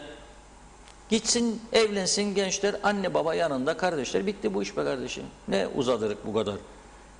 Şimdi Rumlara 10 kişiyle dedi yapın bu işi. Şantiyeler, inşaat sektörüyle ilgili işletmeler, endüstriyel, imalathaneler, içecek ve gıda perakendecileri, Rum Çalışma Bakanlığı'na benzer diğer perakendeciler faaliyetlerine devam edecek. İnşaatları durdurmuyor. Çünkü ülkenin en önemli gelir kaynaklarından birisi turizm, bir, güneyin inşaat sektörü, iki. Çok sayıda insan gelip Kıbrıs'tan ev alıp yaşamak ister, yabancılar. Ve bugün ülkelerin pasaportlarının geçerliliğiyle ilgili bir belge gönderdi bana arkadaşlar. Kıbrıs Cumhuriyeti dediğimiz Republic of Cyprus pasaportu 174 ülkeye vizesiz girebilir. 190 Japonya'dır birinci. Düşünsen Japonya'nın ve birkaç ülkenin hemen altındadır Kıbrıs. 174 ülke vizemiz yok. Serbest pasaportu gösterin, kapıda giren. O yüzden de Kıbrıs'a gelmek isteyen çok insan var dünyada. Biz adam olsaydık, bu ülkeyi güzel yönetebilseydik, İngilizleri gelip ev alanları gazıklamasaydık, bugün dünyanın sahili tanınmamış olsak da ülkelerinden biri olacaktık. Hep bütün o olan eski saygınlığımızı da yitirdik. İnsanları gazıkladık, 3-5 tane haratçı, vurguncu para yiyecek diye göz yumduk. Batırdık insanları, döndüler hepsi aleyhimize. Halbuki bunlar ilk bizim avukatımızdı. Kuzey Kıbrıs Türk Cumhuriyeti'nin dostları grubu kurdular. Bizi savunuyorlardı. Şimdi tam tersi aleyhimizde. Sakın gidip oradan ev almayın. Orada yalan var, dolan var, paralarınıza yazık olacak, sizi kandıracaklar. Mahvettik. Rum tarafı bu avantajı iyi kullanıyor. Satıyor, kapıyor paraları. Bir de pasaporttan kapardı tabii. Şimdi pasaport durdu yolsuzluk yüzünden. Evet. Adamlar onun için inşaatları kapatmıyor. Devam edecek. Yani ekonomiyi de batırmıyorum diyor yani bu arada. Bu iş olacak diye yani kapanacak, gidecek. Bizde tam tersi. Devlet daireleri açık ama ekonomik sektörleri kapattım der. Ekonomik sektörün senin nedir? Eğitim ve turizmdir. İkisini de kapattı bu. Hangi eğitim başka sektörün var senin? Eğitim ve turizmdir. İkisini de kapattın, mahvettin.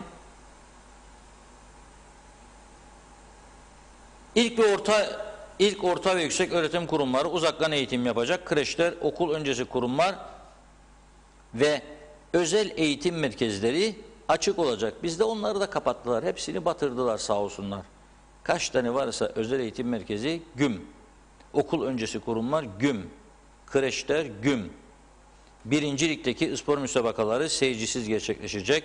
Geri kalan tüm müsabakalar ve 18 yaş altı spor faaliyetleri askıya alınacak. Nereye kadar? 31 Ocak tarihine kadar. Bizde ne oluyor? Bilmiyoruz. 10 Ocak'a kadardı kararlar. Pazar günü Sağlık Bakanlığı üst kurul o gün hava güneşli de olsa kusura bakmasınlar piknik, şeftali, şiş yok. Oturacaklar ve yeni kararlara çıkacaklar. Yanlış seçtiler gününü bence. Unuttular onunun pazara geldiğini. Oturup pazar günü bunları kararlaşacaklar. Biz de pazar gecesi gene masa başında gazetede bekleyecek kararlar açıklansın. Açıldık mı kapandık mı da ona göre gazete yapalım, televizyon haberi yapalım. Turizmcilerin bugünkü eylemine gelince cılız bir eylem oldu ama sloganlar fena değildi. Bir izleyelim onu hazırsa. Değerli basın mensupları, bugün burada Kuzey Kıbrıs Türk Cumhuriyeti'nde sayısı 20.000'i bulan tüm turizm emekçileri adına bu açıklamayı yapıyoruz. Peki turizm emekçileri kim midir? Adına Covid-19 salgınıyla mücadele denilen süreçte her türlü devlet desteğinden yoksun bırakılan, ötekileştirilerek sokağa terk edilen, hükümetin veya bulaşıcı hastalıklar üst komitesi olarak bildiğimiz komitenin aldığı ucube kararlarla artık çalışamaz duruma getirilen turizm sektörünün çalışanları olarak bizler turizm emekçileriyiz. Yaşadığımız zorlukları görmek istemeyenlere göstermek, duymak istemeyenlere duyurmak, anlamak istemeyen zihniyetlere anlatmak ve dahası bizlerin hissettiklerini hissetmeyen kalplere dokunmak amacıyla bir eylem organize etmiştik. Bu eylemimize turizmin kurumsal temsilcileri olan Kıbrıs Türk Otelciler Birliği ve Kasino İşletmecileri Birliği de büyük bir sorumluluk üstlenerek koşulsuz destek belirtmişlerdir. Ayrıca turizm sektöründen kazanç sağlayan sektörlerin temsilcileri de böylesi bir eylemde yanımızda olacaklarını ve destek vereceklerini ifade etmişlerdir. Gerek doğrudan gerekse dolaylı olarak turizm sektöründe yer alan ve biz turizm emekçilerine destek veren tüm kişi ve kurumlara buradan teşekkürü bir borç biliyoruz. 7 Ocak Perşembe yani dün gerçekleşmesi planlanan eylem kapsamında meclis önünde toplanıp Başbakanlığa doğru yürüyecek ve Başbakanlık önünde yapacağımız basın açıklamasıyla eylemimize son verecektik. Bu eylemle ilgili izin almak için devlet kurumlarına gerekli müracaatlarımızı da yaptık. Ancak yaptığımız müracaatlara öncesinde olumsuz bir cevap gelmemiş olup eylemin gerçekleştirilmesine saatler kala Bulaşıcı Hastalıklar Üst Komitesi'nin aldığı kararlara ve dolayısıyla da yasaya aykırı olduğu söylenerek eylem yapılmasının yasal olmadığı bildirilmiştir. Aslında bu şekilde anayasanın 24. ve 32. maddelerindeki haklarımızı kullanmamıza engel olunmuştur. Sağlık kuralları gözetilerek alındığı iddia edilen eylemin iptaline yönelik karara uyacağımızı, ancak bu eylemin de ileri bir tarihe ertelendiğini siz değerli kamuoyuna saygılarımızla duyurmak istiyoruz. Değerli basın mensupları, sizlere de buradan çok teşekkür ediyoruz. Bizi yalnız bırakmadınız, yanımızda oldunuz. Sesimizin duyurulmasına yönelik yapacağınız katkılara şimdiden çok teşekkür ediyoruz. Devletin bizi görmezden gelerek, bizi hiçe sayarak uygulamaya koyduğu politikaları ve tüm kurallara karşılık biz de şu anda Başbakanlığa siyah çelengimizi bırakarak eylemimize son veriyoruz. Teşekkür ederiz. Alalım çelengimizi. Gibi Turizm Emekçileri platformu şu anda Başbakanlık önünde yaptıkları basın açıklamasının hemen akabinde turizm emekçileri olarak Başbakanlığın giriş kapısına siyah çelenklerini bırakmış durumdalar. Evet, Turizm Emekçileri Platformu'nun basın açıklamasını dinledik. Başbakanlık önünde yaptılar. 20 bini bulan turizm çalışanı adına. Yani bana göre mesajı vermişlerdir ama 20 bin kişilik bir ordu bu kadar zaman geçti, 9 ay cılız kalmanın bedelini ödüyor şu anda. Seslerini istedikleri gibi olması gerektiği gibi çıkarmadılar. Bak Rüyne'deki otelciler çok daha etkili eylemler yaptılar, çok daha ses verdiler. Hatta BAF'takiler doğrudan kapattılar, kepenk indirerek hükümete ciddi mesajlar verdiler. Biz de devamlı tehir, bekleyelim bakalım ne olacak. Öyleydi, bakanla görüşüldü, bakan böyleydi, başbakan da böyleydi. Sonuçta olmadı. Tabii şöyle bir şey, eğer tehlikeli bir durum varsa ve çok ciddi bir sıkıntı var ülkede, evet kabul ederim, ciddi önlemleri alacaklar. Ama 6 bakanın olduğu dönemde kapatılırsa bütün ekonomi, o zaman anlarsınız ki bunun arkasında bir siyasi neden vardır. Bence burada da siyasi neden var. İkincisi, turizm sektöründen geçinen ve ayakta duran onlarca, yüzlerce hatta sektör vardır. Kimdir? İnşaat yapana demir satıyor, çimento satıyor, ne bileyim boya satıyor, ne bileyim başka malzeme satıyor, mobilyacı koltuk satıyor, ne bileyim çarşaf satıyorlar, peçete satıyorlar, ne bileyim öte taraftan et satıyor, tavuk satıyor, hindi satıyor, yumurta satıyor, süt ürünleri, helli midir, peyniridir, norudur, pekmezidir, yağıdır, zeytinyağıdır. Bir yığın satış, içki, alkollü, alkolsüz içecekler. Milyon dolarlar alıyorlar bu sektörden, birçok sektör ve ayakta duruyordu. Ama aşk olsun öyle bir cesaretlidir ki bu sektörlerin büyük bir çoğunluğu ağzını açıp da bir şey söylemiyorlar. Ya biz buradan geçiniyorduk da bizi çok zarara koydu bu iş demiyorlar. 2-3 kişi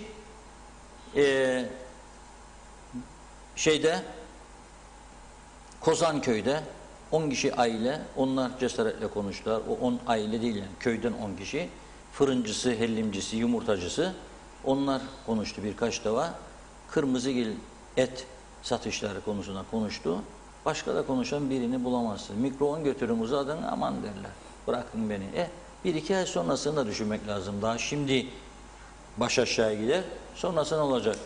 Bu ülkeyi sadece oturup da aşı yok, test yapacak kit yok, doktor yok, hastane yok, bitmiş hastaneyi çalıştıramıyorum. Sadece yasaklarla bu krizi atlatabileceğimizi düşünenler yanılmıştır. Ama bu düşünenlere göre hareket eden siyasiler daha da yanılmıştır. Ama kaybeden, zarar gören de ne olmuştur? Ülke olmuştur ve halkımız olmuştur. Allah yardımcı olsun. Yani benim bu konuda söyleyeceğim bu. Evet, ben de dilerseniz birkaç mesaj var okumadığım, eksik kalan, onları da tamamlayayım. Sonrasında programı noktalayalım. Evet.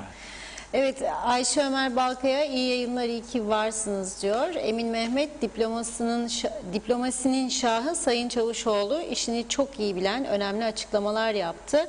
Ama rahatsız olanlar çok demiş. Necdet Mavi Gözlü, gereksiz yerlere münhasız personel almaya anında alıyorlar ama en çok ihtiyaç duyulan doktor, hemşire ve polis almaya gelince ne halse bir türlü bu personel alımları gerçekleşmiyor.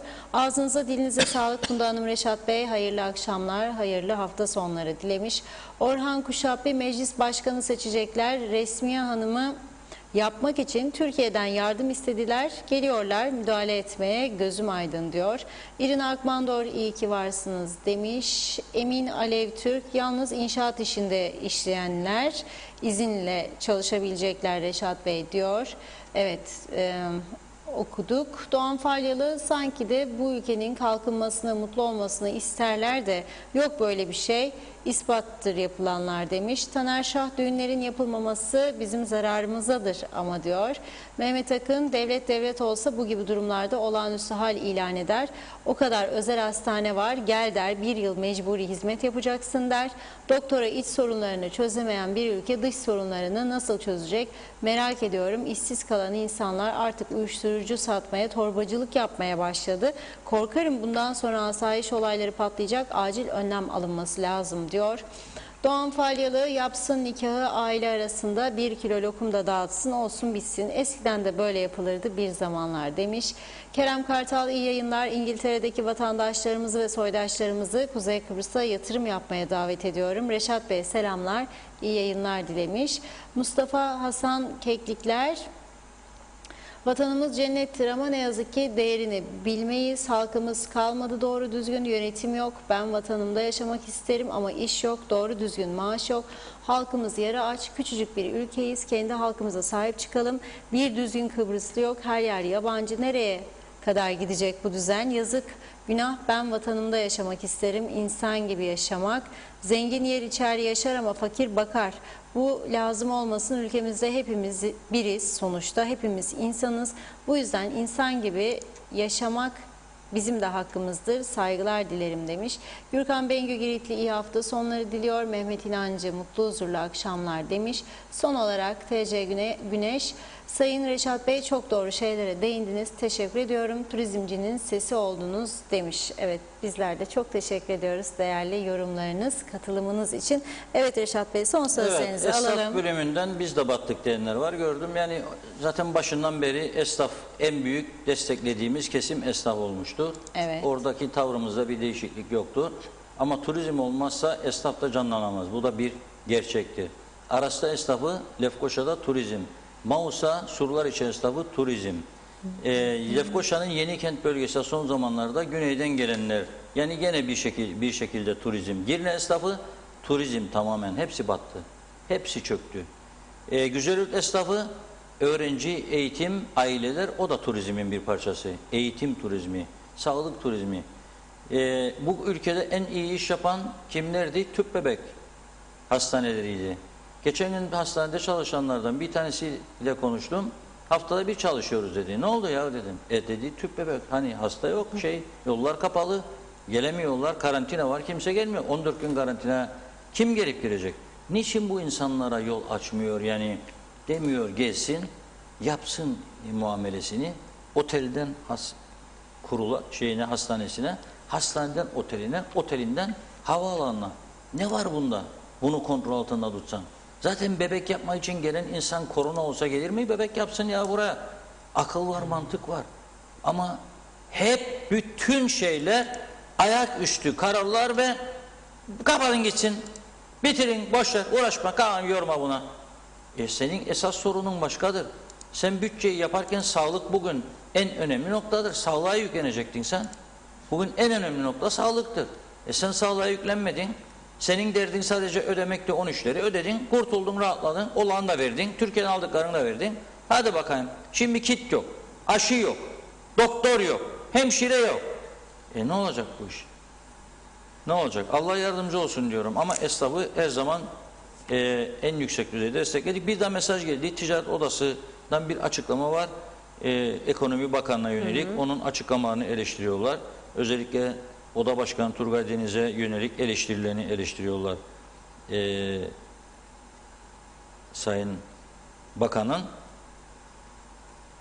nasıl olsa haber bültenlerine düşecek biraz sonra yeni bir açıklama olduğu söyleniyor. Bir de bugün Diyalog Gazetesi'nin ön sayfasını atlamayayım yani sağlığı konuşurken. Evet. Bir iş kadınımız kızıyla birlikte erken teşhis dedi çok önemlidir. Kızının ateşi var gidiyor. Test yapıyor. Pozitif çıkıyor. O zaman ben de yapayım diyor. Onun da pozitif çıkıyor. Karantina alıyorlar. İkincisi bu ülkenin tanıdığı yani bu iş kadını Özlem Özbekoğlu'nun kendi açıklamasıdır. Ve uyarıyor insanları herkesin başına gelebilir. Yani herkes tedbirini önceden alsın. Antrenörler Derneği Başkanı Süleyman Göktaş'ın paylaşım var. Ben de diyor eşimle birlikte karantina alındım diyor. Ama bizi diyor bir yurda getirdiler. Bu yurtta şartlar kötü diyor. Yani şimdi 14 gün sen bir adamı o yurda şartlar kötüyse götürüp tıkıyorsan karı koca. Ve hasta. Ben sana buradan bir tek söz söylemek isterim. El insaf. Yani aldın garantin ama bu şartlarda yapma insanlara.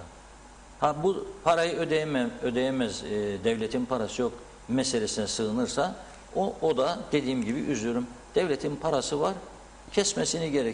Kesilmesi gereken yerlerden kesip buralara harcamak lazım. Kesilmesi gerekenleri kesip buraya harcamak lazım. Dün iki laf ettik. Bir bankanın, vakıfların genel müdürü dedi ki 1000 tane aşı almaya hazırız dedi. Bir başka iş adamımız Kaan Kane dedi ki biz varız dedi bir kampanya açılsa buna. Bir emekli Mustafa Bey adam emekli maaşı kaç para dedi ya.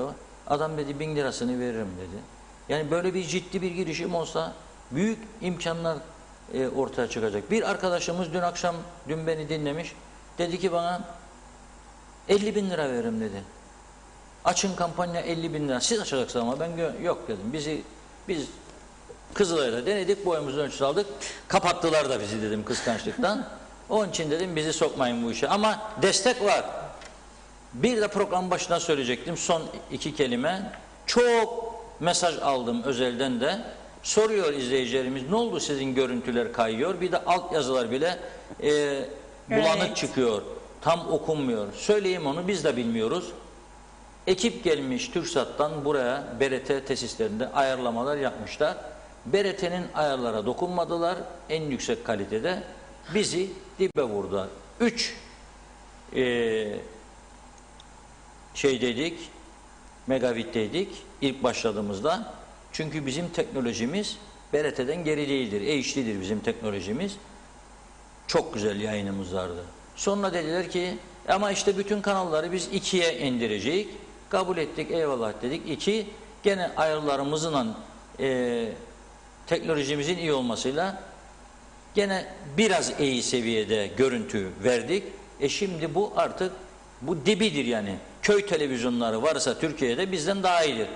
Ne yapayım? Yani buna da sesi çıkarması gereken ben değilim. Forever TRNC diyenler konuşacak ve varsa bunun bedeli ödeyecekler TürkSat'a da düşürmeyecekler kendi televizyonlarını bu duruma ve gene öteki partileri konuşacak. Hepsi suskun. Hepsi dut yemiş bülbül gibi. Kimse bir şey söylemiyor. Kimse farkında olsa da ne derler? Biliyor musun? Ya bir şey değil, Kıbrıs'tır. Burası kötü görünsün. Onun için özür dilerim izleyicilerden. Bizim çalışma anlayışımız, prensibimiz daima en iyisi, en güzeli, en sağlamı, en doğrusudur. Ama bu da elde olmayan bir nedendir. Yapacak bir şey yok. deyip veda edelim. Evet, bu Ağzınıza şekilde veda sağlık. edelim. Çok Cuma teşekkür günü böyle ediyoruz. noktalayalım. Pazartesi görüşmek dileğiyle. Herkese sevgi saygılarımızı gönderelim. Evet sevgili izleyenler, gündem özeli bu hafta noktaladık. Önümüzdeki hafta görüşmek üzere diyelim. Tedbiri elden bırakmadığınız sağlıklı güzel bir hafta sonu geçirmeniz dileğiyle. Hoşçakalın.